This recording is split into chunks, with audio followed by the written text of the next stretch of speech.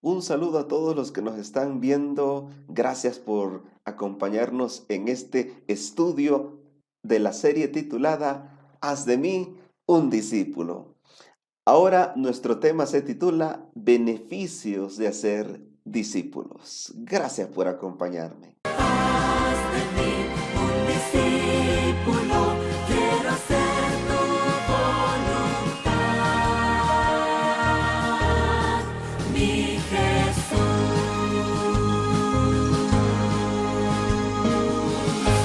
Bueno, como te decía, vamos a ver los beneficios de hacer discípulos. En el estudio pasado vimos los beneficios de ser un discípulo. Ahora, ¿cuáles son esas bendiciones que vamos a ver en nuestra iglesia si decidimos hacer discípulos? Primero, veamos cómo lo hizo Jesús. Veamos qué fue lo que hizo Jesús. Saben, siempre me he preguntado por qué hubieron grandes resultados en el relato del libro de los Hechos de los Apóstoles, donde vemos a la iglesia cristiana del primer siglo crecer en cantidad y en calidad. O sea, crecían espiritualmente y crecían numéricamente. Iban ambos crecimientos uno al lado del otro. Pero ¿por qué se dio ese crecimiento? Quizás sea por lo siguiente.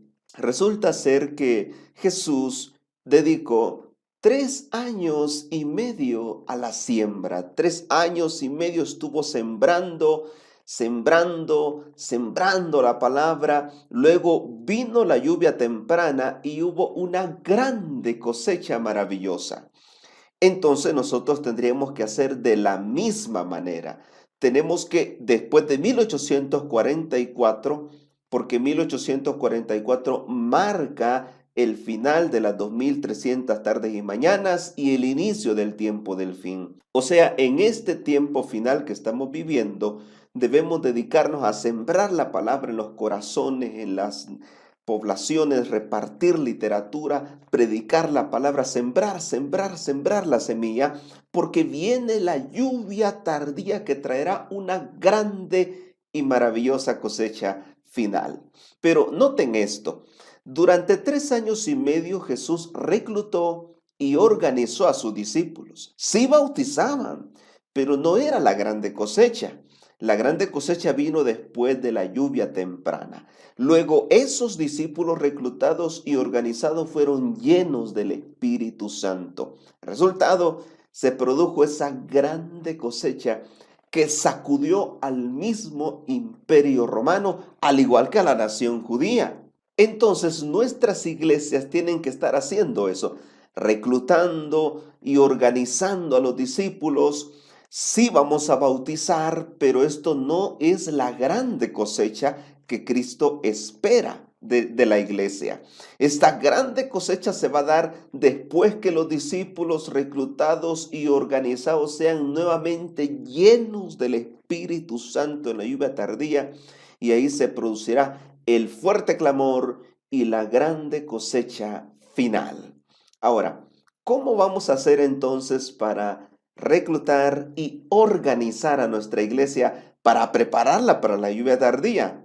Bueno, meditemos en la parábola de la red de pescar. Mateo 13, 47 al 50 dice: Asimismo, el reino de los cielos es semejante a una red que, echada en el mar, recoge toda clase de peces, y una vez llena, la sacan a la orilla y sentados recogen lo bueno en cestas y lo malo echan afuera. Así será el final del siglo. Saldrán los ángeles y apartarán a los malos de entre los justos y los echarán en el horno de fuego. Ahí será el lloro y el crujir de dientes. Déjenme decirles que esta parábola se centra específicamente en la red barredera llamada CNG en el griego, no en la atarraya que se tira desde la orilla, desde un lugar pachito, donde hay poca agua, poca profundidad y donde se consiguen peces pequeños con la atarraya. No está hablando de esa red. La parábola de la red de pescar está hablando de las grandes redes barrederas que se usaban a través de los botes, que eran redes grandes y cuadradas que tenían lazos en las esquinas y que eran arrastradas por los botes. Estas eran tiradas en aguas profundas y eran jaladas por los botes hasta la orilla. Una vez en la orilla, pues el pescador sacaba la red y entonces empezaba a seleccionar los peces malos o los peces no comestibles o extraños eran tirados de vuelta al lago y los peces buenos para el consumo humano eran depositados en cestas impermeables que los permitía tener ahí como nadando, ¿verdad? En esas cestas era la única manera de comer pescado fresco a la distancia en ese tiempo que no existían métodos de refrigeración. ¿Qué nos enseña esta parábola? Bueno, la parábola nos enseña que para tener grandes pescas de discípulos hay que ir en barcos a aguas profundas. O sea, tenemos que ir a donde están las multitudes, las grandes concentraciones de personas para predicarles el evangelio.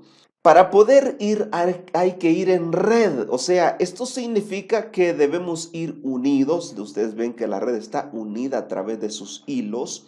Debemos ir como una familia, debemos ir organizadamente en parejas misioneras y en grupos pequeños para poder alcanzar a esas grandes multitudes. La técnica de la red barredera es para pescar cualquier tipo de pez. No importa su tamaño, su color o su forma. O sea, nuestra función como iglesia es predicar el evangelio y llamar a la salvación a quien sea. No importa quién sea la persona, no importa lo que haya hecho, no importa de qué nación, raza, posición social sea. Nuestra función es llamarla a la salvación. En este tipo de pesca se procuraba mantener al pez vivo. Eso quiere decir que la iglesia captura al pez para que alcance en Cristo Jesús una nueva vida. Ahora, debemos recibir a cualquier persona, como les decía. ¿Por qué? Porque esta parábola nos enseña que cualquier persona es un discípulo en potencia. Nosotros no podemos decir quién sí, quién no puede ser discípulo, quién es un Judas, quién es un Pedro, quién es un Juan. Eso no nos corresponde a nosotros porque podemos fallar. Nuestra función es llamar a la persona a la salvación, llamar a la persona al discipulado y será esa persona a través de su relación con Cristo quien confirme ese llamado. Esta parábola nos recuerda que llegará la hora de separar los buenos de los malos y esa es otra función que no nos corresponde a nosotros. Nuestra función es traer a las personas a la salvación. La separación de los peces buenos y los malos no es obra de los hombres, sino de Dios. Por lo tanto, tenemos la obligación de recoger todo lo que nos venga, sin juzgar, sin separar, dejando el juicio final a nuestro grande Dios. Ahora, veamos esta interesante cita de Elena de White en el libro Palabras de Vida del Gran Maestro, página 93 y 94, que dice: el echar la red es la predicación del Evangelio. El juicio realizará la obra de separación. Por lo tanto, Cristo levanta el velo del futuro y permite que todos contemplen qué es el carácter y no la posición lo que decide el destino del hombre. Oiga, esta parte es tremenda, ¿verdad? ¿Por qué? Porque si mi carácter ha sido transformado, si mi carácter se parece al de Jesús, si yo soy un verdadero discípulo de Cristo, eso definirá mi futuro eterno para con Cristo. La parábola de la red enseña claramente que no hay un tiempo en el cual todos los malos se volverán a Dios. Además, estas parábolas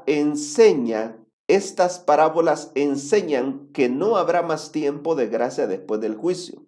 Sigue inmediatamente la separación de los buenos y los malos y el destino de cada clase de persona queda fijado para siempre. Ahora, vamos a ver entonces la red barredera como el modelo de Jesús para organizar a la iglesia para recoger la cosecha, para recibir esa cosecha. Y esta organización de red tiene 4 niveles. En el primer nivel está Jesús, está Él solo. Cuando Él vino a esta tierra e inició su ministerio, Mateo capítulo 9, verso 35 al 38, dice que Él contempló su obrar, la obra que humanamente tenía que realizar, y se dio cuenta que la mies era mucho y los obreros eran pocos. Él como Dios podría haberlo hecho solo, pero como hombre sabía que no podría hacerlo solo. Y como esta obra iba a quedar en manos de los hombres, tenía que enseñarle entonces cómo hacer esta obra. El segundo nivel es el nivel de los 12. Así lo dice Mateo 10:1, Marcos 3:14, dice que llamó a 12. O sea que de uno pasamos a 12 en el nivel organizacional. Pero además Jesús, según Lucas 10:1, tenía a los 70. Estaba Jesús, estaban los 12 y estaban los 70. Y después de los 70 estaba la gran multitud que seguía a Jesús. O sea, no solo eran 12 los que seguían a Jesús, estaban los 12, los 70 y la gran multitud donde habían niños, donde habían mujeres, donde habían hombres. Ahí estaba la gran multitud según Mateo 19:2. Aplicando esto a la iglesia, podríamos decir que en el primer nivel tenemos al pastor. El pastor mira a su distrito, mira sus iglesias, tiene 2 iglesias, tiene 5 iglesias, tiene 10 o más iglesias. Mira su feligresía, tiene 50, 100, 500, más de 1000 hermanos. ¿Cómo va a ser para llegar a todos ellos? ¿Cómo va a ser para moverlos a la acción? Bueno, tiene que ir al segundo nivel, tiene que reclutar a sus ancianos y líderes, tiene que ganarlos como discípulos, ¿verdad? Para que ellos le ayuden a organizar y mover a la iglesia a la acción. Entonces el tercer nivel podría simbolizar a las parejas misioneras. Esos grupos pequeños se organizan en parejas misioneras para poder mover a la gran masa de la iglesia, ¿verdad? A todos los hermanos de la iglesia y así poder alcanzar a las grandes multitudes. ¿Cuáles son los resultados que vamos a obtener si organizamos a nuestra iglesia en forma de red, de una red barredera que arrasa todo tipo de pez, en este caso que atrae y atrapa a todo tipo de persona? ¿Cuáles son los resultados? Bueno, en el nivel 1 de resultado, aquí se inicia con uno, y ese uno fue Cristo, un líder motor, un líder ejecutor. Bien dice Romanos 5:19, por la obediencia de uno, los muchos serán constituidos justos. Ese uno alcanzó a muchos y lo hizo también a través de su iglesia. Entonces en el nivel 2 tenemos a los 12. O sea, ese líder necesita de otros que estén comprometidos con la obra de Cristo. Cristo ganó a esos 12. Cristo bautizó a esos 12. Cristo le trajo salvación a esos 12, ¿verdad? Entonces Cristo como humano sabe que solo no puede realizar esta gran obra, así que empieza a crecer de 1 a 12. Marcos 3:14 dice, y estableció a 12 para que estuvieran con él y para enviarlos a predicar. En el nivel 3 tenemos a los 120, o sea, en el aposento alto, dice Hechos 1:15, se reunían como 120, estaban ahí los 120 reunidos orando, consagrándose al Señor. Eso significa que cada discípulo ganó y formó a unas 10 personas más o menos, ¿verdad? Ellos ganaron a esas personas, las formaron, las bautizaron y ahora estaban ahí reunidos orando. O sea, crecieron de 12 a 120. En el nivel 4 de crecimiento, en el nivel 4 de resultados, vemos a los 3000. Ese pequeño grupo de 120 lleno del Espíritu Santo en un día se multiplicó, no sumó, no solo creció, sino que se multiplicó a más de 3000 personas. Hechos 2:41 dice, así que los que recibieron su palabra fueron bautizados y se añadieron aquel día como 3000 personas. Esto significa que cada uno de los 120 ganó por lo menos a unas 25 personas, pasando de 120 a 3000. ¿Por qué? Porque el apóstol Pedro no podría llegarle a todos, no podría llegarle el mensaje. Claro, él fue el primer evangelista, Pero lo que hicieron los 120 fue repetir el mensaje de Pedro, confirmar las decisiones, bautizarlas y ayudarles a formarse como discípulos. Entonces luego pasamos a los más de 5,000.